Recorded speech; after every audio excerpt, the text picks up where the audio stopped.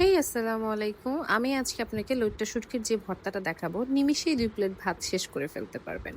আমি লইট্টা শুটকিটাকে ১ম এ এভাবে কাট করে পানিতে ভিজিয়ে রেখেছিলাম গরম পানিতে। এরপর সিদ্ধ করে নিচ্ছি। এখানে কড়াইতে শুকনা মরিচটাকে ভেজে নিচ্ছি। এখানে সিদ্ধ করা লইট্টাগুলোকে আমি আধা ব্লেন্ড করে নিয়েছি, ফুল ব্লেন্ড না।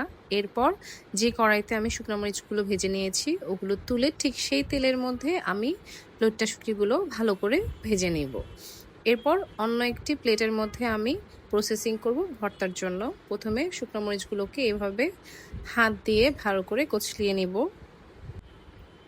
এরপর দিয়ে দিব একটু সরিষার তেল, এরপর দিয়ে দিব পেঁয়াজ। পেঁয়াজ দিয়ে ভালো করে মিক্সড করে নিব। মজার একটা ব্যাপার হলো এই ভর্তাটা আমি একা একা এক্সপেরিমেন্ট করতে গিয়ে তৈরি করে ফেলছি, কোনো ইউটিউব দেখে না।